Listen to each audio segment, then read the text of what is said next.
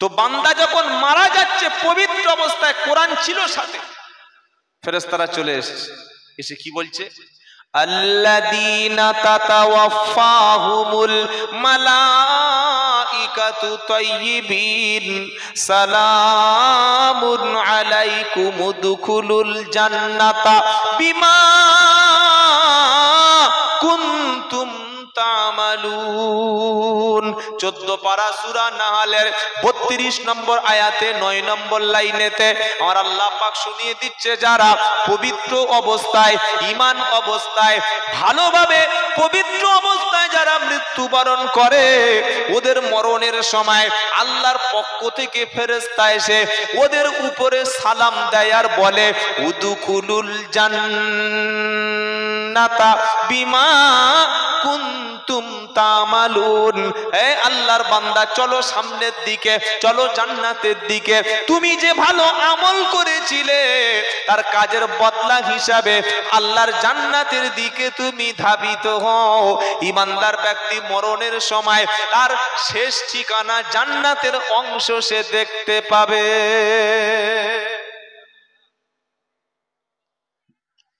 বুড়ো হয়ে গেছে, চুল দাড়ি পেকে গেছে, এখনো গাঁজা টানছে, এখনো মাল খাচ্ছে, এখনো হাঁটুর উপরে কাপড় পড়ছে। মরণের সময় কি করে আপনি বিশ্বাস করতে পারেন ফেরেশতারা আসবে? নাতিপুতি হয়ে গেছে, দাদু হয়ে গেছে, এখনো হাঁটুর নিচে কাপড় নামেনি, গোসল করছে, এখনো লুঙ্গিটা গুড়িয়ে পিছনে ভরে নিয়ে আর ঠ্যাং দুটো বার করে দিয়েছে। এ মুসলমান আছে না? আছে না? নাই। 55-56 বয়স হয়ে গেছে, 60 বছর বয়স হয়ে গেছে, রমজান মাসে ইতিকাফে থাকা দরকার, সেই চার দোকানে বসে পাকামি করছে রমজান মাসে। কালকের ঈদ, আজকের দাড়ির ক্লিন শেভ করছে। ইয়ং ছেলেদের কথা ছেড়েই দিলাম, 60 বছর বয়স, চুল দাড়ি গোঁফ ভ্রু একটা পশম বাকি নাই যে পাকতে বাকি আছে। এর পরেও কি করছে জানেন? কি করছে বলবো? চুল দাড়িতে কলপ করছে, সুপার ভ্যাসমল। এই যে কালো কলপ যেটা আছে, এই কালো কলপ যারা করে, আল্লাহ নবী সাল্লাল্লাহু আলাইহি সাল্লাম বলেছেন জান্নাতে যাওয়া দূরের কথা, জান্নাতের সুঘ্রাণ বা খুশবু বা পারফিউম বা সেন্ট পাবে না। কেন? কলপ করার অর্থ হলো মানুষকে, সমাজকে, সোসাইটিকে ধোঁকা দেওয়া। ও যে 60 বছরের লোক, ও যে 50 বছরের মাল, ওর পরিচয় দিচ্ছে না।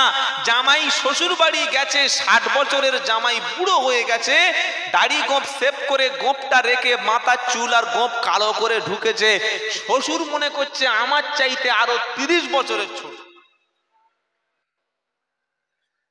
কি বলছি বুঝতে পারছেন না?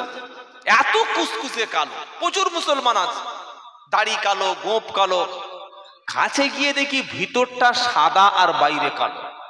মালটা সাদা কালো হলো কিভাবে? কি করেছে?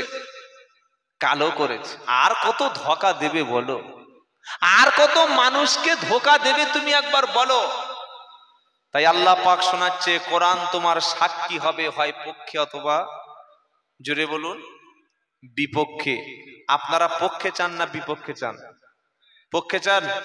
পক্ষে যদি কোরআন থাকতে চায়, কোরআন তেলাওয়াত করুন, কোরআন বুঝুন, কোরআন পড়ুন, আর পড়ে পড়ে একটু সামনের দিকে আমল করুন, তবেই জীবনে নাজাত পাবে। যারা পড়েছিল, যারা বুঝেছিল, তারাই মুক্তি পেয়ে গেছে। আল্লাহর কসম, আমি আব্দুল্লাহ জুবাইর বলছি, কোরআন শুধুমাত্র তাবিজ লেখার জন্য আসে নাই। কোরআন শুধু ঝাড়ফুঁকের কিতাব না। কোরআন শুধু মিলাদ মাহফিলে ওয়াজ করে হুজুরের পকেট ভারী করে যাওয়ার কিতাব না। মা মারা গেছে, দাদা মারা গেছে, দাদি নানি মারা গেছে, 1 খতম 2 খতম পড়ে তাড়াতাড়ি মাটি চাপা দিয়ে 40 দিন মিলাদ করে কোরআন পড়ে দিয়ে বাপের কবরে বক্সে দেব, শুধুমাত্র এই কারণে কোরআন আসে নাই। তো এসেছে কেন? কোরআন শোনাচ্ছে আলিফ লাম রা, কিতাবুন আনজালনাহু ইলাইকা লিতুখরিজান নাসা মিনাজ-যুলুমাতি ইলান-নূর। 13 পারা সূরা ইব্রাহিমের প্রথম আয়াতে আল্লাহ পাক শোনাচ্ছে আলিফ লাম রা, কিতাবুন আনজালনাহু ইলাইকা। ও আমার প্রিয় নবী, এই জন্য করে আমি আল্লাহ কিতাব নাজিল করলাম, যাতে করে অন্ধকার থেকে, শিরিক থেকে, বিদআত থেকে, কুসংস্কার থেকে, খারাপ রাস্তা থেকে মানুষগুলো আলোর দিকে ফিরে আসে, জ্ঞানের দিকে ফিরে আসে। আলো হলো ইসলাম, আলো হলো নূর। আলো যখন জ্বলে যায় অন্ধকার তখন চলে যায়, আলো যখন জ্বলে যায় অন্ধকার তখন পালিয়ে যায়, লাইট যখন জ্বলে যায় অন্ধটা ভুলটা তখন পরিষ্কার ফুটে ওঠে। আজ মুসলমানের বাড়িতে কোরআন আছে কিন্তু পড়ার লোক নাই, এক খতম পড়বে মরে গেলে আর 27-এর রাতে, এজন্য কোরআন আসেনি। আল্লাহ বলছে এটা পড়ো, বোঝো আর তুমি আমল করো। তোমাকে স্টাডি করতে বলা হয়েছে, পড়তে বলা হয়েছে। কোরআনের প্রথম শব্দ ছিল এটা, ইকরা বিসমি রাব্বিকাল্লাযী খলাক, খলাকাল ইনসানা মিন আলাক, ইকরা ওয়া রাব্বুকাল আকরাম আল্লাযী আল্লামা বিল কলম আল্লামাল ইনসানা মা লাম ইয়ালাম। কোরআনের প্রথম শব্দ ছিল তুমি পড়ো, কোরআনের প্রথম বাক্য ছিল তুমি জ্ঞান অর্জন করো। আজ কোরআন থেকে শিক্ষা নিতে পারলাম না, কোরআনটাকে শুধুমাত্র ঝাড়ফুঁকের কিতাব করে রেখে দিয়েছি। মরণের পরে এক খতম পড়তে হবে, এটার জন্য কোরআনটাকে বেছে নিয়েছি। বললে হুজুর কোরআনের মধ্যে কি ভালো কথা আছে? গোটা কোরআনটাই হলো মানুষের জন্য হেদায়াত। বললে দুটো একটা কথা বলো। সর্বপ্রথম কোরআন মানুষদেরকে ভেদাভেদ ভুলে এক হতে বলেছে। জোরে বলুন সুবহানাল্লাহ। ভেদাভেদ জিনিসটা কি জানেন? জানেন না? হ্যাঁ না বলে না। তুমি ভাই তবলিগ জামাত, তুমি আমার বন্ধু না। তুমি ফুরপুরার পীর সাহেবের মুরিদ, তোমার বাড়ি আমি যাব না। তুমি আজান গাছি, তোমার বাড়ি খাবো না। তুমি বেরিলি, তোমার কবর মাটি আমি। যেটা বলো এবার কোথায় যাবে? এখন তুমি এই যে প্রেক্ষাপট সিচুয়েশন তৈরি হয়েছে, এইবার কোথায় যাবে বলো? এইবার কোথায় যাবে বলো? আল্লাহ তো বলেছিল কোরআন হাসরের ময়দানে তোমার পক্ষে সাক্ষী দেবে। আমি কি কোরআনের পক্ষে কাজ করি? আমি কি কোরআনের পক্ষে সময় দিই? আমি কি কোরআনের জন্য অর্থ খরচ করি? কোরআন বলেছে সবাই তোমরা ইমানদার এক, তোমাদের মধ্যে ভেদাভেদ নাই, তোমাদের মধ্যে সাদা কালো নাই, তোমাদের মধ্যে উঁচু নিচু নাই, তোমাদের মধ্যে বিভেদ নাই, তোমাদের মধ্যে বৈষম্য নাই। আর আমরা ভেদাভেদ করতে করতে এমন জায়গায় পৌঁছে গেছি, এক মুসলমান আর এক মুসলমানকে সালাম দেয় না। কেন? উনি পীর সাহেবের মুরিদ আর আমি অন্য দলের লোক, তাই আমাদের মধ্যে সালাম দেওয়া যাবে না। এমনি এমনি কি ভূত এসে ঘাড়ে চেপেছে মুসলমানদের? কি বুঝলেন? এমনি এমনি ভূত চাপেনি। আল্লাহর নবী সাল্লাল্লাহু আলাইহি সাল্লাম বললেন ওয়াচিরে এমন একটা দিন আসবে, হাদিসটা শুনুন। সব বক্তব্য যদি ভুলে যান অন্তত এই কথাটাই শুধু মাথায় রাখবেন। ওয়াচিরে খুব তাড়াতাড়ি এমন একটা দিন আসবে, যেমন ভাবে দস্তরখানা সাজিয়ে খাবারের প্লেট দেয় আর তারপরে খাবার খাওয়ার জন্য চতুর্দিক থেকে মানুষ দস্তরখানের পাশে গোল হয়ে বসে যায়, ঠিক বিশ্বের সমস্ত ইহুদি, খ্রিস্টান, মুশরিক, মাজুসি সকলে তোমাদের হত্যা করার জন্য, নিশ্চিহ্ন করে দেওয়ার জন্য, শেষ করে দেওয়ার জন্য, সকলে তোমাদের হত্যা করার জন্য চতুর্দিক থেকে তোমাদের এক হয়ে যাবে। কি বুঝতে পেরেছেন কিছু? বড় প্লেট খাঞ্জায় সাজিয়ে যখন চতুর্দিক থেকে খাবার খাওয়ার জন্য লোক বসে, গোল হয়ে বসে আছে। কেউ মাছ খাবে, কেউ ডিম খাবে, কেউ ওই মাংস খাবে, কেউ যার যেটা রুচি সবাই খাবে, চতুর্দিক থেকে সবাই খাবে বলে বসে আছে। খাবারের প্লেটটা যখন ওপেন হবে সবাই খাওয়া শুরু করবে। নবীজি তাই বললেন, শোনো, ওয়াচিরে তোমাদের মধ্যে এমন একটা সময় আসবে, বিশ্বের ইহুদি, খ্রিস্টান, মুশরিক, নাসারা সকলে তোমাদেরকে চতুর্দিক থেকে ছুটে আসবে তোমাদেরকে শেষ করে দেওয়ার জন্য। তোমরা খাবার হবে, তোমরা হবে খাদ্য।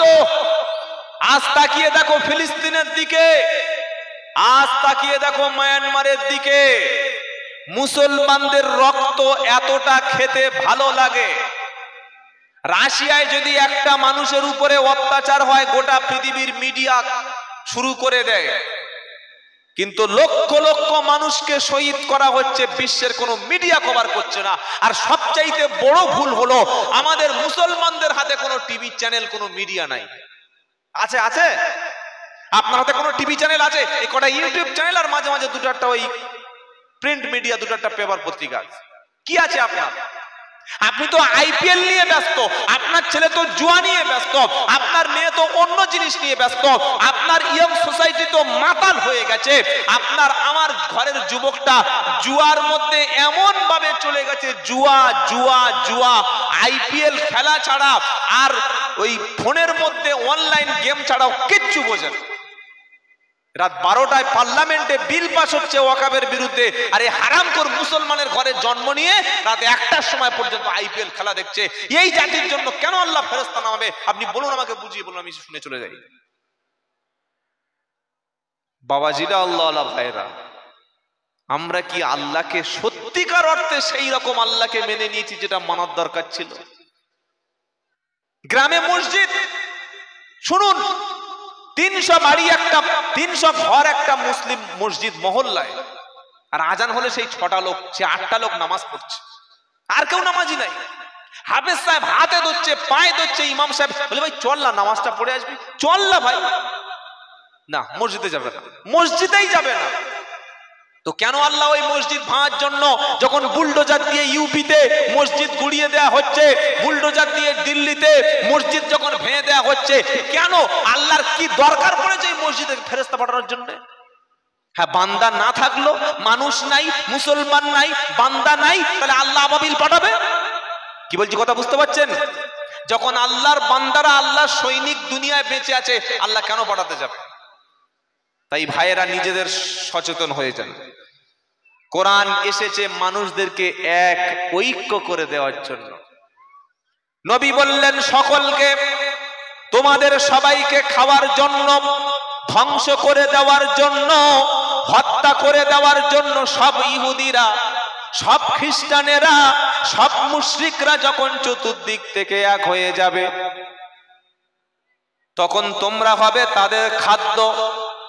কেউ রকেট পাঠাবে, কেউ পরমাণু অস্ত্র পাঠাবে, কেউ ড্রোন পাঠাবে, কেউ বিভিন্ন রকম রাসায়নিক অস্ত্রগুলো পাঠিয়ে কখনো ইরাক, কখনো ইরান, কখনো ফিলিস্তিন, কখনো আফগানিস্তান, কখনো মায়ানমার, এইভাবে একটা একটা দেশ তারা শেষ করে দেবে। আল্লাহর নবী সাহাবারা বললেন, ইয়া রাসূলুল্লাহ, আমরা কি সংখ্যায় কম হব? আমার নবী বললেন, না, তোমরা সংখ্যায় হবে বেশি, কিন্তু সংখ্যায় বেশি হলেও খড়কুটো যেমন পানিতে, একটা সমুদ্রে কিংবা একটা ঝর্ণার কাছে একটা খড়, একটা পাতা যেমন ঝর্ণার পানিতে উড়ে যায়, তোমরা মুসলমানরা সংখ্যায় বেশি হলেও তাদের কাছে ঝর্ণার মতো উড়ে যাবে। এই কথাটা কার? এই কথাটা বানিয়ে বলছি না বিশ্ব নবীর কথা? আমার কথা বুঝতে পারছেন আপনারা? কিছু বুঝতে পারছেন? নবী বলেছেন সংখ্যায় তোমরা বেশি হবে, হওয়ার পরে খড় কুটির মতো তাদের কাছে উড়ে চলে যাবে। গতকাল ভিডিও দেখেন নাই? ও যুবকেরা, যখন আসমান থেকে বম্বিং করছিল ইহুদি, অবৈধ রাষ্ট্র, এমন অস্ত্র তারা ব্যবহার করলো, বিল্ডিং ফেটে বিল্ডিং উড়ে গিয়ে মুসলমানদের দেহ, শহীদের দেহ আকাশে 30 ফুট 40 ফুট দেহ পর্যন্ত উড়ে যাচ্ছে। এই ভিডিও কেউ দেখেন নাই? এরপরে আপনি নবীর কথা বিশ্বাস করবেন না? এরপরে আপনি আল্লাহকে বিশ্বাস করবেন না? এরপরে এখনো পর্যন্ত ভুলের মধ্যে থাকবেন, এখনো আল্লাহকে ছেড়ে থাকবেন? পায়ে ধরছি, ফিরে আসুন, ভালো হয়ে যান। আল্লাহ ছাড়া আমাদের আর কেউ নাই, এটা বিশ্বাস করুন। কেউ নাই। কোন দল, কোন মত, আপনি দল করুন, রাজনীতি করুন, কিন্তু সাহায্যকারী কেউ নাই। আছে আল্লাহকে পাওয়ার জন্য প্রত্যেকটা গ্রামে একটা সেন্টার আছে। আল্লাহকে পাওয়ার জন্য প্রত্যেকটা গ্রামে আল্লাহর একটা অফিস ঘোষণা করা আছে। ওই জায়গার নাম হলো ক্লাব, তাই তো নাকি? মসজিদে আল্লাহকে পাওয়া যায়? যায় যায় যায়। ডাকার মতো ডাকলে আল্লাহকে পাওয়া যায়। এখন প্রশ্ন হলো, তাহলে কেমন ভাবে আল্লাহকে ডাকতে হবে? আমার আল্লাহ পাক পবিত্র কোরআনুল কারিমে আরো বলে দিচ্ছেন, আমি আল্লাহ কত দূর আছি। ওয়া নাহনু আকরাবু ইলাইহি মিন হাবলিল ওয়ারিদ। 26 পারা 18 পৃষ্ঠা, প্রথম লাইনে 17 নম্বর আয়াত, সূরার নাম কফ। আমার আল্লাহ বলছেন, নবী এটাও শুনিয়ে দাও, বান্দার ঘাড়ের শিরা যে আছে, ওই মোটা মোটা শিরা ঘাড়ের কাছে যে আছে, তার চাইতে আমি আল্লাহ আরো বেশি বান্দার কাছে আছি।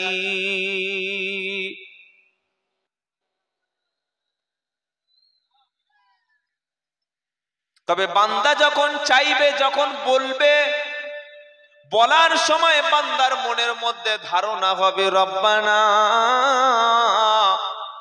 আমি ডাকছি, আপনি সাড়া দেবেন, আমি চাইছি, আপনি দেবেন, আমি বিপদে পড়েছি, বিপদ থেকে আপনি বাঁচিয়ে দেবেন। এই বিশ্বাসটা বান্দা করে যেন তবে আল্লাহকে ডাকতে যায়। আর বান্দা যখন ডাকতে যাবে, ও যেন একা একা আমার কাছে চলে আসে, দলবল যেন সাথে না নেয়। বাপের কবর জিয়ারত করতে গেছে 300 লোক নিয়ে। কত লোক নিয়ে গেছে? ফেরেশতারা তো ভয় পেয়ে গেছে, কি হচ্ছে রে, 300 লোক? হ্যাঁ, একজন আসে নাই, 300 লোক চলে এসেছে। কি বলছি বুঝতে পারছেন না? যখন দোয়া করবেন, চাইবেন, সব সময়, বেশিরভাগ সময়, সর্বদা একা। বলুন ইনশাআল্লাহ। সাহাবারা সিস্টেমটা কি?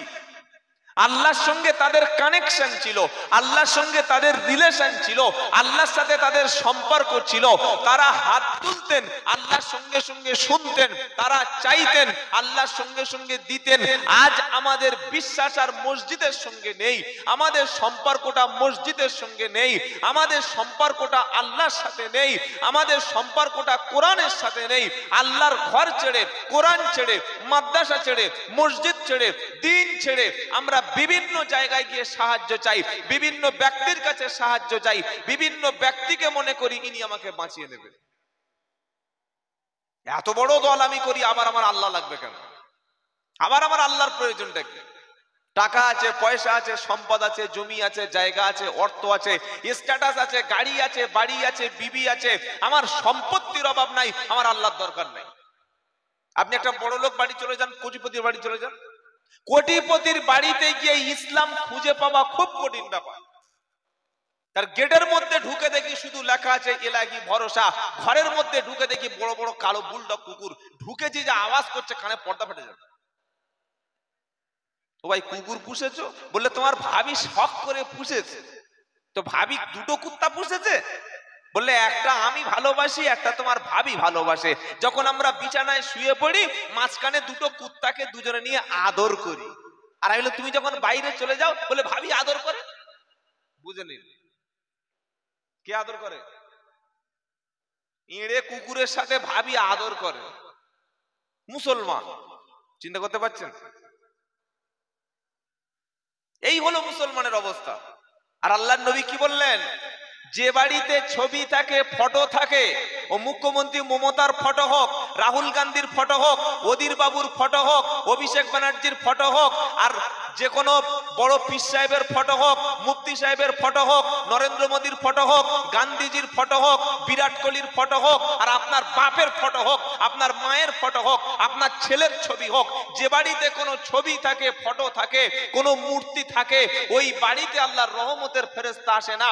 একটা ঘর খুঁজে বার করুন মুসলমানের যেখানে ছবি নাই, ফটো নাই। আপনি বলছেন আল্লাহ সাহায্য, জিব্রাইল আসছে না, মারছে, আরো বেশি মারবে, বেশি মারবে, আরো বেশি কেলাবে। শখ করে কুকুর পুষেছে 60,000 টাকা দিয়ে, আর শখ করে বাড়িতে কুকুর পুষেছে 80,000 টাকা দিয়ে, আর বাড়ির পাশে গরিব মানুষ ক্ষুধার জ্বালায় ছটফট করে, জীবনে খেতে দেয় না, এর নাম নাকি মুসলমান। মুসলমান কে?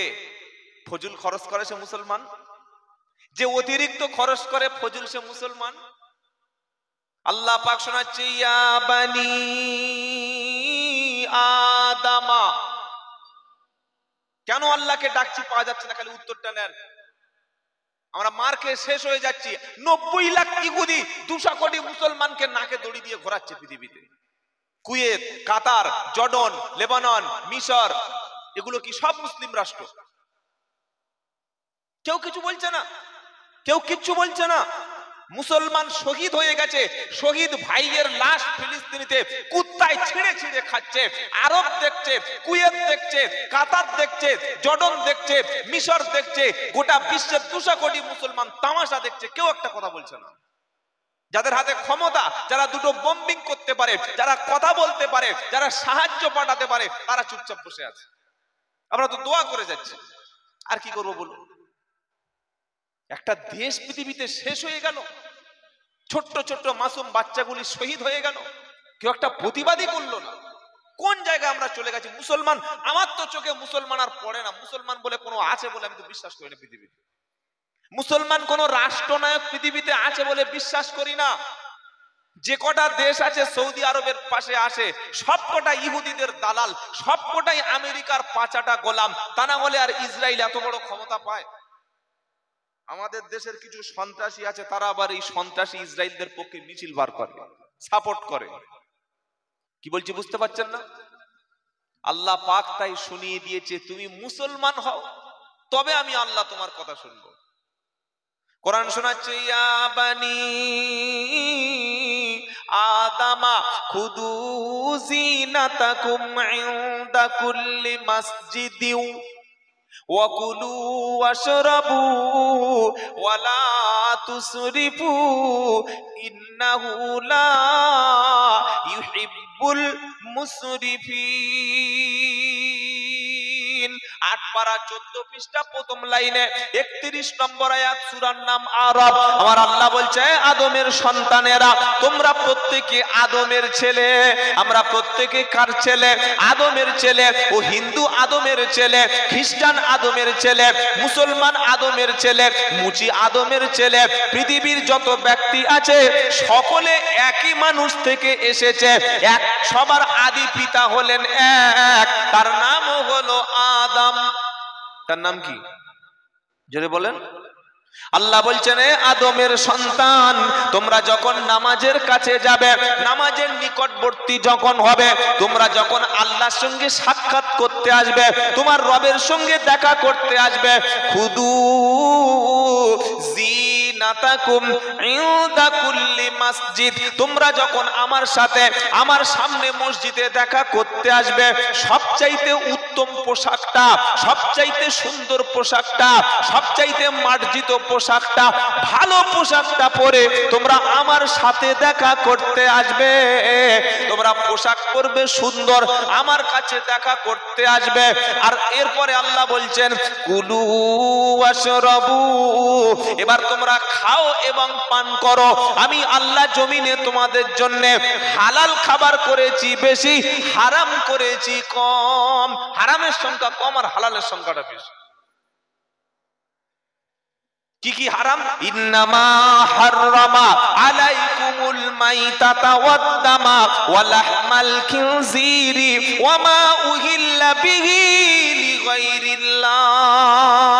দ্বিতীয় দ্বিতীয় পারা 5 পৃষ্ঠা প্রথম লাইনের 173 নম্বর আয়াতে সূরা বাকারার ওই আয়াতের শুরুতে আমার আল্লাহ বলছেন, নিশ্চয়ই আমি তোমাদের জন্য হারাম করেছি মৃত বস্তু।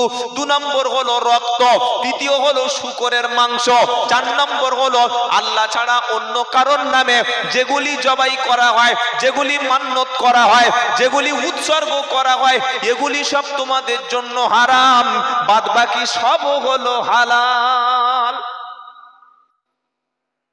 বাংলাদেশের লোকেরা এখন ঘোড়া খাচ্ছে, শুনেছেন?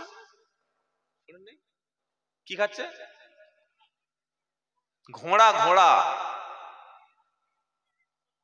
ওখানে বিফ পাওয়াটা খুব কঠিন।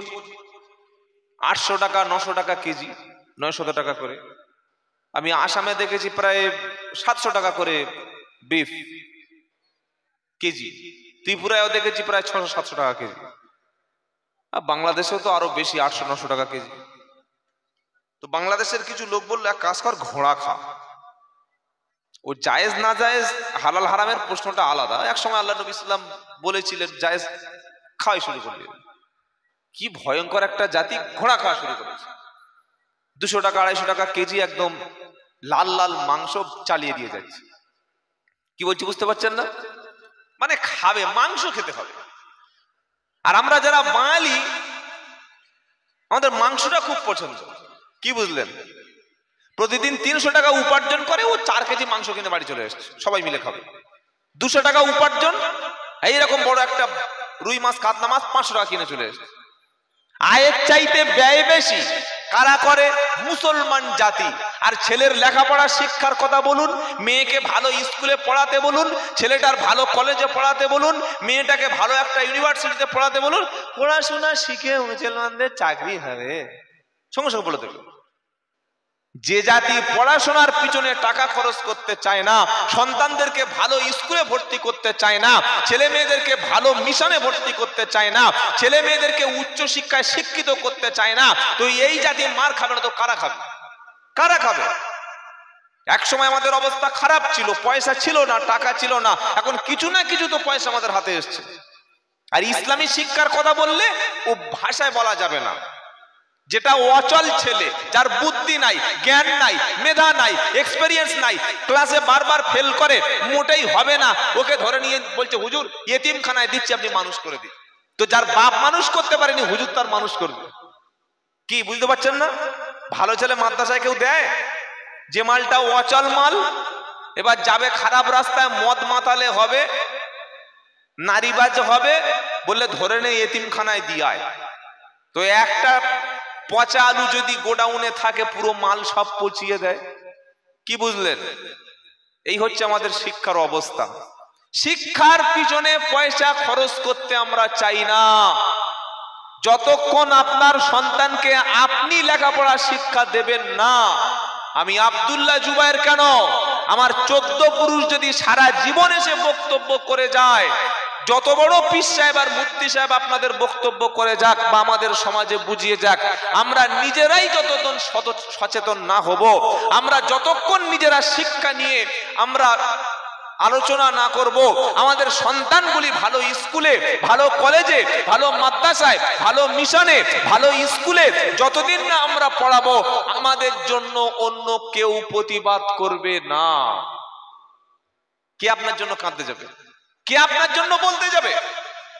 সেজন্য প্রথম দরকার হলো শিক্ষা।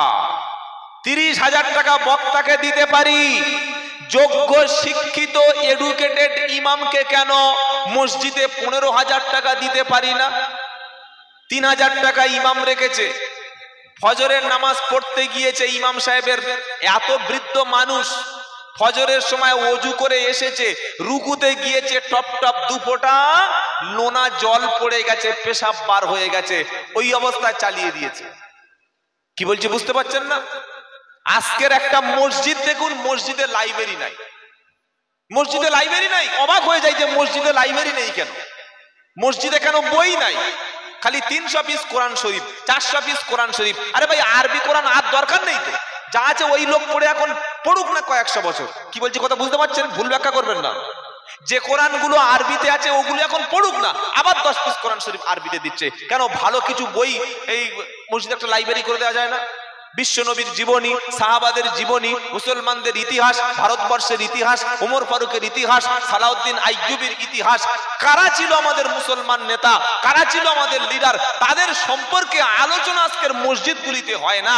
ইমাম যদি জুমার দিন কথা বলে, ইমাম যদি জুমার দিন ভালোভাবে খুতবা দেয়, ইমাম যদি মানুষকে সচেতন করে, ইমাম যদি রাজনীতির বিষয়ে মানুষকে সচেতন করে, সেক্রেটারি বলছে হুজুর মসজিদে রাজনীতি করবে কেন, মসজিদে সব বলবে কেন? তো মসজিদে বলবো না কি তোমার কবরে গিয়ে বলবো? মসজিদে যদি রাজনীতির সম্পর্কে মানুষকে সচেতন না করা হয়, কোন জায়গায় বলবো? সারা জীবন টুপি মাথায় দিয়ে, সারা জীবন তোমাদেরকে মাথায় টুপি দিয়ে ধোকা দিয়ে এসছে। আপনারা প্রত্যেকে জানেন যে বিলটা পাস হয়েছে ওয়াকফ আইন। এই বিল পাস হওয়ার আগে বিহারের নীতিশ কুমার আর চন্দ্রবাবু নাইডু, এই দুইজন বেঈমান হারামখোরগুলো রমজান মাসে মাথায় টুপি দিয়ে পাঞ্জাবি পরে মুসলমানদের সাথে ইফতার করেছে। কি বলছি বুঝতে পারছেন না? ইফতারে সবাইকে ওয়েলকাম, যে কোনো হিন্দু ভাই, খ্রিস্টান ভাই, জৈন, শিখ সবাই ইফতার খেতে পারে। ইসলাম অত ছোট না যে ইফতার খেলে তাকে মেরে বার করে দেবে, সে ধর্ম ইসলাম না। আপনার মসজিদে একটা হিন্দু আসতে পারে, বসতে পারে, কিছু জানতে আসতে পারে, শিখতে আসতে পারে, কিছু সাহায্য চাইতে আসতে পারে। কোন মসজিদে যদি একজন হিন্দু বোন এসে বলে যে আমার মেয়েটার বিয়ে হচ্ছে না, আপনি টাকা দিলে জাহান্নামে যাবেন না? এর জন্য সওয়াব আছে? বলুন, জোরে বলুন, সওয়াব আছে। একটা খ্রিস্টান যদি বলে যে আমার ছেলেটা ক্যান্সার আক্রান্ত, তার টাকা লাগবে, মসজিদ থেকে যদি 5000 টাকা দেওয়া হয়, সওয়াব হবে না গুনাহ হবে? কিন্তু কষ্ট লাগে কোন জায়গায়?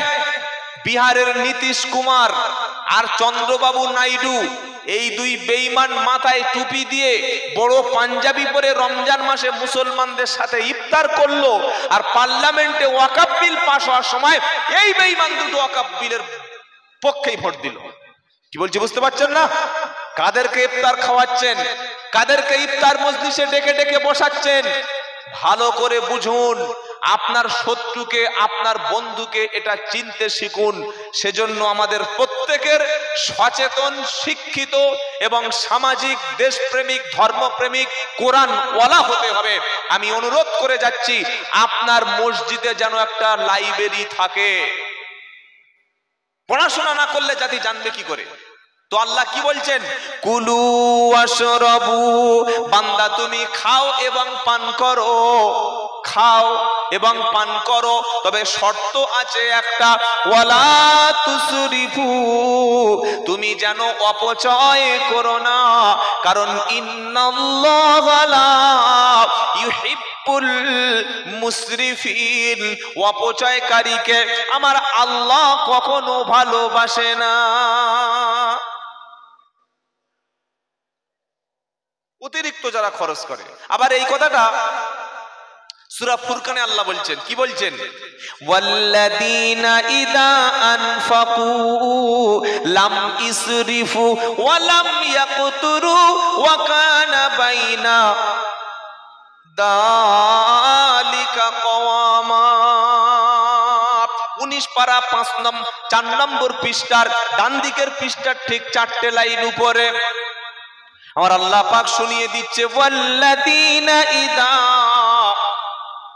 আনফাকু, আমার মুমিন বান্দা যারা, আমার খাস বান্দা যারা, আল্লাহর ইবাদুর রহমান যারা, তারা যখন অর্থ ব্যয় করে, তারা যখন খরচ করে, লাম ইসরিফু ওয়া লাম ইয়াকতুরু, তারা অপচয় করে না, আবার কার্পণ্য করে না, অতিরিক্ত উল্টো পাল্টা খরচ করে না, আবার কৃপণ বকিলের মতো টাকা শুধু জমিয়েছে, টাকা শুধু অর্থ সম্পদ জমিয়েছে, একটা টাকাও দিচ্ছে না, বাড়াবাড়ি করে না, আবার অপচয়ও করে না। তারা কি করে? আল্লাহ পাক শোনাচ্ছে, ওয়াল্লাযীনা ইযা আনফাকু লাম ইসরিফু ওয়া লাম ইয়াকতুরু ওয়া কানা বাইনা দালিকা কওয়ামা। তারা এই দুইয়ের মাঝামাঝি তারা অর্থ ব্যয় করে, বাড়াবাড়িও নাই আবার কমেও নাই। মুসলমানদের বাড়ির বিয়েতে 8 লাখ 10 লাখ টাকা খরচ হলো, আর ওই বিয়ে বাড়িতে 500 বরযাত্রী খেলো। ইমাম সাহেবের টাকা দেওয়ার সময় কত বলুন কত হুজুর? বিয়ে পড়ানো 1000 টাকা রেজিস্ট্রি করে নাকি শুধু? আচ্ছা 1000 টাকা, তা তো অনেক বেশি দিচ্ছে আপনাদের। 500 লোক খেতে এসেছে বিয়ে বাড়ি, আর এই মেয়েটার বাচ্চা হওয়ার সময় যদি রক্তের প্রয়োজন হয়, ওই বরযাত্রী কেউ রক্ত দেয়? কি বলছে বুঝতে পারছেন না? খেয়েছে 500 জন, বিফ, মাটন, চিকেন, কত আইটেমের খাবার। 8 লাখ টাকা খরচ করেছে মেয়ের বাপ মেয়ের বিয়েতে। আর এই মেয়েটা বিয়ের 2 বছর পরে যখন প্রেগন্যান্সি হলো, পেটে বাচ্চা যখন এলো, যখন সন্তান হতে যাবে, যখন ব্লাডের প্রয়োজন হলো, ওই আত্মীয় স্বজনের কারোর কাছে রক্ত পাওয়া গেল না, কেউ আর রক্ত দিতে রাজি হলো না। তো এতগুলো লোক খাই আমার লাভটা কি হলো? কি লাভ হলো? কি বলছি বুঝতে পারছেন না? বিয়েতে 8 লাখ 10 লাখ টাকা খরচ করছেন, কিন্তু আসল জায়গায় আমরা খরচ করছি না। অথচ ইসলামের বিয়েটা সবচাইতে সহজ বিয়ে। আমি জানি না আপনাদের কেশপুরে মসজিদে বিয়ে হয় কিনা, আর আল্লাহ নবীর সুন্নাত হলো বিয়ে হবে মসজিদে। মসজিদে বিয়ে হয় কোনোদিন শুনেছেন এখানে? মসজিদে বিয়ে হবে? বিয়ের দরকারটা কি? বিয়ে প্যান্ডেলে হবে, বিয়ে প্যান্ডেলে হবে। ইসলাম বলছে মুসলমানরা খরচ করার সময় বাড়াবাড়ি করবেন, আবার কৃপণও হবে না। এই যে ঈদের অনুষ্ঠান হলো, এখনো আমার সঙ্গে চলুন হাওড়া অঙ্কুরহাটি, আপনাকে দেখাচ্ছি, চলুন নিবড়া, চলুন। লক্ষ লক্ষ টাকার প্যান্ডেল, গেট, লাইটিং, মেলা, ফাংশন, ডিজে, অনুষ্ঠান। একদিকে যেমন ফিলিস্তিনি বোম্বিং করা হচ্ছে, লক্ষ লক্ষ মানুষ তারা পানি পাচ্ছে না, খাবার খাচ্ছে না, খাবার পাচ্ছে না, হসপিটাল ধ্বংস, কাফনের কাপড়টুকু জোগাড় করতে পারছে না, কবর খোলার কোনো লোক নাই, গণহারে শহীদ করা হচ্ছে। আর এই হতভাগা জাতি সেই সব কথা ভুলে গিয়ে ঈদের সঙ্গে ডিজে বক্স এনে ফাংশন করে, ঈদের সময় ব্রেক ডান্স করে পুরো জাতিকে কাফের বানাচ্ছে। এদের হুঁশ আছে? এদের হুঁশ আছে? লক্ষ লক্ষ টাকা ঈদে খরচ করছে, কিন্তু আল্লাহ অন্য কথা বলছে। আল্লাহ কি বলছেন? ওয়াল্লাযীনা ইযা আনফাকু লাম ইসরিফু ওয়া লাম ইয়াকতুরু ওয়া কানা বাইনা দালিকা কওয়ামা। ঈমানদার তো তারা যখন ব্যয় করে অতিরিক্ত করে না, আবার কৃপণও তারা হয় না। তারা যখন খরচ করে, আল্লাহ বলছেন দালিকা কওয়ামা, মধ্যপন্থা অবলম্বন তারা করে। আবার একই কথা সূরা বানী ইসরাঈল আল্লাহ বলছেন, কি বলছেন? ইয়া ইন্নাল মুবাদ্দিরিনা কানু ইখওয়ানাশ শায়াতিন ওয়া কানাশ শাইতানু লিরাব্বিহি কাফুরা। 15 নম্বর পারা 3 নম্বর পৃষ্ঠা 13 নম্বর লাইনের 27 নম্বর আয়াত, সূরার নাম বানী ইসরাঈল। আমার আল্লাহ বলছেন, নিশ্চয়ই প্রয়োজন ছাড়া অতিরিক্ত ব্যয় যারা করে, খরচ যারা করে, ওরা হলো শয়তানের ভাই। ওরা কি? শয়তানের ভাই। যতটুকু প্রয়োজন খরচ করুন। কি দরকার আছে মসজিদে 30 লাখ টাকা খরচ করে পাথর বসানো? বলুন কি দরকার আছে? কি দরকারটা আছে? মসজিদে মিনার করেছে 28 লাখ টাকা, আর ওই মসজিদ মহল্লার মধ্যে একটা মেয়ে বিয়ে হবে, একটা গরিব মানুষের মেয়ে বিয়ে হবে, সে যদি বলে মসজিদ কমিটিকে, ভাই একটু গ্রাম থেকে কিছু চাঁদা তুলে আমার জন্য একটু সাহায্য করুন না, একটু মানুষের কাছে বলুন না, তখন আর কেউ সাহায্যের জন্য এগিয়ে আসে না। আর মিনার করছে 28 লাখ টাকা, মসজিদ করছে 30 লাখ টাকা, মসজিদে এসি বসাচ্ছে লক্ষ লক্ষ টাকা খরচ করে, পাথর বসাচ্ছে লক্ষ লক্ষ টাকা খরচ করে। এই ইসলামের মুসলমানের এই অবস্থাতে কি করে উন্নতি হতে পারে? তাই আমাদেরকে মুসলমান হতে হবে। আমরা ডাকছি কেন, আল্লাহ সাড়া দিচ্ছে না? আমাদের ভুলটা প্রথমে স্বীকার করে নিতে হবে যে মুসলমান আল্লাহ চেয়েছিল সেই মুসলমান আমরা না।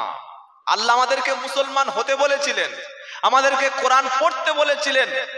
আজকের আমি যদি হাত তুলতে বলি, আপনাদের অপমান করতে চাই না, আপনাদের প্রত্যেকের পার্সোনাল একটা করে সেলফ রেসপেক্ট আছে, কিন্তু কটা মানুষ আজকের কোরআন দেখে পড়তে পারে? এই জাতি, যে জাতির জন্য কোরআন পড়া ফরজ ছিল, যে জাতির জন্য কোরআন শিক্ষা ফরজ ছিল, আল্লাহর কসম করে বলছি আজকের ঘরে যে কোরআন আছে, এই কোরআন হয় কিয়ামতের দিন আপনার পক্ষে সাক্ষী দেবে, অথবা এই কোরআন কিয়ামতের দিন বিপক্ষে সাক্ষী দেবে। যদি কোরআনের সাথে সম্পর্কটা তৈরি হয়, যদি রিলেশনটা কোরআনের সঙ্গে হয়, যদি কোরআনের সঙ্গে আমাদের সম্পর্কটা থাকে, ইনশাআল্লাহ কোরআন সেদিন পক্ষে কথা বলবে। জোরে বলুন সুবহানাল্লাহ। কেউ পক্ষে থাকবে না, কেউ আগিয়ে আসবে না, কেউ বাঁচাতে কিয়ামতের দিন আসবে। আসবে ইয়াউমা ইয়াকুমুর রূহু ওয়াল মালাইকাতু সাফফা লা ইয়াতাকাল্লামুনা ইল্লা মান আদিনা লাহুর রহমানু ওয়া ক্বালা সাওয়াবা যালিকাল ইয়াউমুল হক ফামান শাআ আত্তাখাযা ইলা রাব্বিহি মাআবা ইন্না আনদারনাকুম আযাবান করিবা ইয়াউমা ইয়ানদুরুল মার'উ মা কদ্দামাত ইয়াদাহু ওয়া ইয়াকুলুল কাফিরু ইয়া লাইতানি কুনতু তুরাবা। এটা সূরা নাবা 30 পারা, সূরা নাবার প্রথম সূরার শেষ অংশে আমার আল্লাহ পাক শোনাচ্ছে ইয়াউমা ইয়াকুমুর রূহু ওয়াল মালাইকাতু সাফফা। জিবরাইল যেদিন দাঁড়িয়ে যাবে, ফেরেশতারা যেদিন সারিবদ্ধভাবে দাঁড়িয়ে যাবে আল্লাহর সামনে, সেদিন আপনার পক্ষে কেউ কথা বলতে আসবে না, কোনো উকিল সেদিন খুঁজে পাওয়া যাবে না, সেদিন কেউ আপনার জন্য মামলা লড়ার জন্য আসবে না, আপনার পক্ষে মুখ কেউ খুলবে না, কেউ ওকালতি করতে আসবে না। আর কথা যে বলবে সত্য কথা বলবে, মিছে কথা সেদিন বলার কোনো সুযোগ থাকবে না। দুনিয়ায় বিপদে পড়লে মোটা মোটা টাকা দিয়ে উকিল পাওয়া যায়, যত বড় চোর হোক, যত বড় গুন্ডা হোক, টাকা থাকলে জামিন পাওয়া। ভারতবর্ষে যত মেম্বার অফ পার্লামেন্ট বা সদস্য আছে, এক একজনের বিরুদ্ধে 28-30টা করে মামলা আছে। আপনারা জানেন? জানেন না? 28-30-40টা করে মামলা আছে এক একটা এমপির নামে, এক একটা এমএলএর নামে। ওই ওদেরকে কেউ ধরে ছুঁক, পুলিশের বাবার ক্ষমতা নেই ওদের অ্যারেস্ট করা। কেন? ও সুপ্রিম কোর্টে এমন উকিল দেবে 2 কোটি 3 কোটি টাকা এক একটা উকিলের ফিস দিয়ে দেবে, দিয়ে আরামসে তারা ঘুরবে। আর একটা গরিব মানুষ ধরা পড়েছে, এমন ভাবে ওর জেলে দেবে, জামিনের রাস্তা পাওয়া যাবে। তাই আমরা একটা কথা সবাই বলি, কি বলি? আইন সবার জন্য, জোরে বলেন, মিথ্যা কথা, পাকা মিথ্যা কথা। আইন সবার জন্য সমান না। নেতাদের, মন্ত্রীদের, প্রভাবশালী ব্যক্তিদের, টাকাওয়ালা লোকদের, কোটিপতি ব্যক্তিদের জন্য আইনটা সহজ। এদিক থেকে জেলে ঢুকছে, ওদিক থেকে জামিন মিলছে। আর নিরপরাধ মুসলমান, নিরপরাধ সংখ্যালঘু, নিরপরাধ নিচু জাতের মানুষ, একবার যদি কোনো কারণে তাদের গ্রেফতার করা হয়, সারা জীবন জেলে পচিয়ে মারবে, জামিনের রাস্তা পাওয়া যাবে না। আইন সবার জন্য সমান, এটা মিথ্যা কথা। আইন সবার জন্য সমান, এটা আল্লাহর আদালতে সত্য কথা, দুনিয়ার আদালতে সত্য কথা না। কি বলছি কথা বুঝতে পারছেন? কিন্তু আল্লাহ পাক কি বলছেন? কিয়ামতের দিন কোন মামলা লড়ার মতো আইনজীবী বা কোন মুফতি সাহেব, কোন পীর সাহেব, কোন হাজী সাহেব, কোন গাজী সাহেব আপনি কিয়ামতের দিন দিয়ে দেবেন আর সে আপনার পক্ষে মামলা লড়ে দেবে, এরকম কোন সুযোগ থাকবে? ওয়াত্তাকু ইয়াউমাল লা থাকবে কি থাকবে না আমার কথা নয়, আল্লাহর কথাই শুনুন। ওয়াত্তাকু ইয়াউমাল লা তাজজি নাফসুন আন নাফসিন শাইয়া ওয়ালা ইকবালু মিনহা শাফাআতু ওয়ালা ইউখাযু মিনহা আদলু ওয়ালা হুম ইনসারুন। প্রথম পারা সূরা বাকারার 48 নম্বর আয়াতে 14 নম্বর লাইনেতে কোরআন শোনাচ্ছে, সেদিনকে ভয় করো যেদিন কেউ কারোর কোনো বিনিময় করতে পারবে না, কেউ কারোর সেদিন কোনো উপকারে আসবে না, সেদিন কারোর পক্ষে সুপারিশকারী কেউ থাকবে না, আল্লাহর সামনে কোনো মাল দিয়ে বদলা আদায় করার মতো অবস্থা সেদিন থাকবে না। ইয়াউমা ইয়াতি লা তাকাল্লামু নাফসুন ইল্লা বিইদনিহি। 12 পারা 12 পৃষ্ঠা 10 নম্বর লাইনের 105 নম্বর আয়াত, সূরার নাম সূরা হুদ। আমার আল্লাহ পাক শোনাচ্ছে, এমন একটা দিন আসবে লা তাকাল্লামু নাফসুন ইল্লা বিইদনিহি, সেদিন কথা বলবে আল্লাহর হুকুম ছাড়া, আল্লাহর সামনে কাউকে বাঁচানোর জন্য কথা বলবে, এমন দিন সেদিন কিন্তু হবে না। ইয়াউমা ইদিল লা তানফাউশ শাফাআতু ইল্লা মান আদিনা লাহুর রহমানু ওয়া রাদিয়া লাহু কওলা। 16 পারা 18 পৃষ্ঠা 10 নম্বর লাইনের 109 নম্বর আয়াত, সূরার নাম তাহা। কোরআন শোনাচ্ছে, সেদিনের মুসিবতের দিনের কথা স্মরণ করো। আল্লাহ পাক যার কথা শুনতে রাজি হবে, যার কথা তিনি পছন্দ করবে, শুধু সেই ব্যক্তি আল্লাহর সামনে কথা বলবে, আর অন্য কোন ব্যক্তি আল্লাহর সামনে সেদিন মুখ খুলতে পারবে না। ঠিক করে রেখেছে, নামাজ না পড়লে কি হবে? বাড়িতে তো মিলাদ দি, হুজুর এসে মাঝে মাঝে দোয়া করে দেয়, ইনশাআল্লাহ পার হয়ে যাব। কবরে ঢুকে দেখো, দুনিয়া জিনিসটা আলাদা আর কবরটা আলাদা।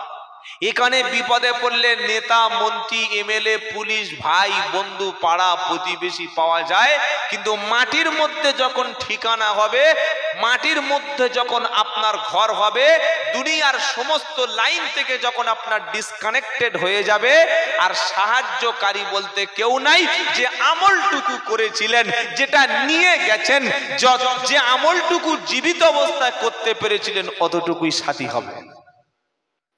এবার আপনি ভাবুন, আল্লাহর নবী তাই বললেন, কোরআন কিয়ামতের দিন কারো পক্ষে থাকবে আর কারো বিপক্ষে থাকবে। আপনি যদি দুনিয়াতে কোরআনের পক্ষে থাকতে পারেন, আখিরাতে কোরআন পক্ষে থাকবে। আর দুনিয়াতে যদি কোরআনের সম্পর্ক আপনার সঙ্গে না থাকে, আখিরাতে বিপক্ষে থাকবে। দুনিয়াতে কোরআন কি করে পক্ষে রাখতে হবে? 150 টাকার একটা কোরআন কিনে, ছোট বুক পকেট কোরআন কিনে পকেটে রেখে দেবো, তাহলে কোরআন সাথে আছে, তাই তো? হ্যাঁ না বলে না? হ্যাঁ। ওজন যখন করব মাল কম দেব, মুসলমানের খসলত, মুসলমানদের চরিত্র ওজনে কম দিচ্ছে।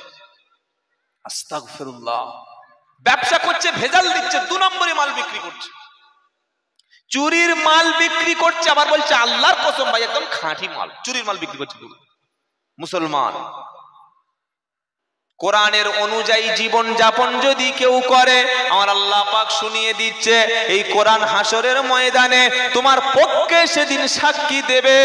যেদিন বাপ তার সন্তানের পরিচয়টা ভুলে যাবে, মা যেদিন তার সন্তানের কথা ভুলে যাবে, স্ত্রী যেদিন স্বামীকে চিনবে না, স্বামী যেদিন তার স্ত্রীকে চিনবে না, জন্ম দেওয়া ছেলের কথা বাপ সেদিন ভুলে যাবে।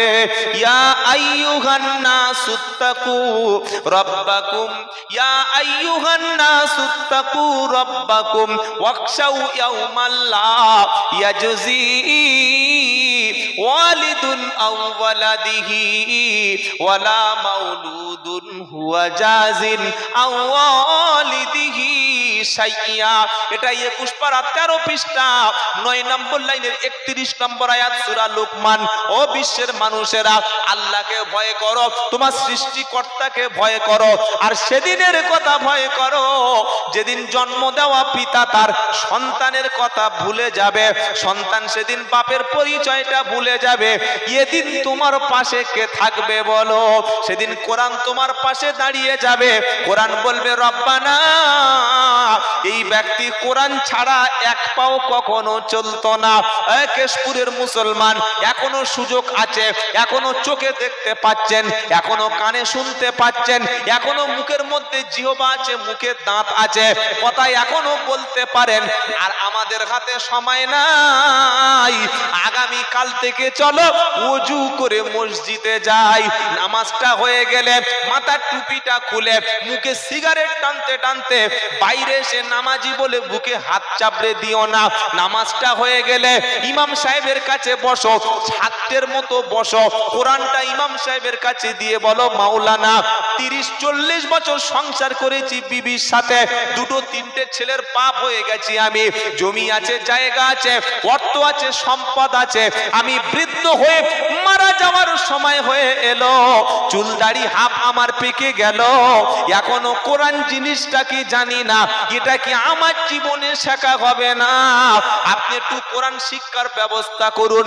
ইমাম সাহেবের কাছে বসে মসজিদে আমার আল্লাহর বান্দা যখন কোরআন পড়তে শুরু করবে, আমার আল্লাহ বলল, কোরআন পড়া আমি আল্লাহ সহজ করে দিয়েছি।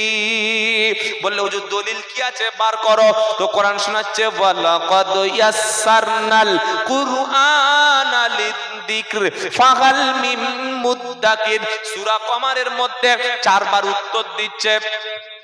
আমার আল্লাহ পাক শুনিয়ে দিচ্ছে, আমি কোরআন পড়া, কোরআন মুখস্থ করা, কোরআন স্টাডি করাকে আমি সহজ করে দিয়েছি। কে আছো এসো কোরআন থেকে শিক্ষা নেবে। হে আমার জাতি, ফিরে এসো আল্লাহর দিকে।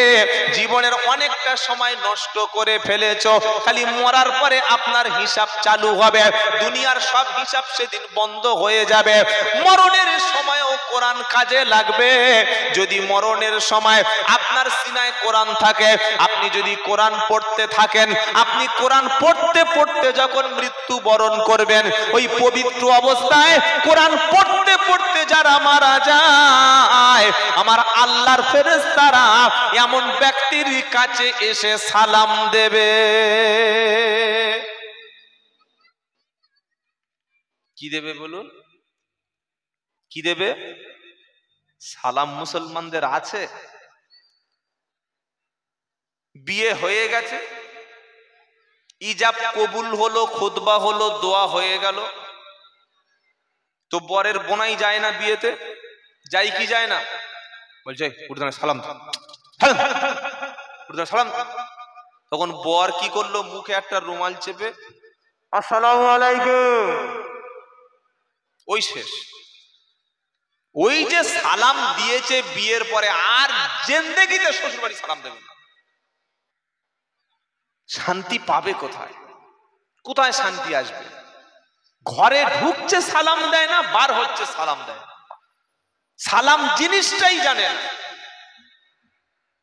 অথচ দুজন মুসলমানদের মধ্যে, দুজন অপরিচিত ব্যক্তির মধ্যে প্রথম পরিচয় হবে আসসালামু আলাইকুম দিয়ে। বলুন সুবহানাল্লাহ। সুবহানাল্লাহ বলেন। আপনি কোনো কথা শুরু করবেন, আলোচনা শুরু করবেন, কনফারেন্স শুরু করবেন, কোনো কনভারসেশন শুরু করবেন, প্রথম কথা যেটা আপনার জবান দিয়ে বার হবে ওটা হচ্ছে আসসালামু আলাইকুম। এই আমলটা শুরু করবেন তো ইনশাআল্লাহ? ইনশাআল্লাহ বলেন। সালাম। ইসলাম দিয়ে আপনার ঘর সুন্দর হবে।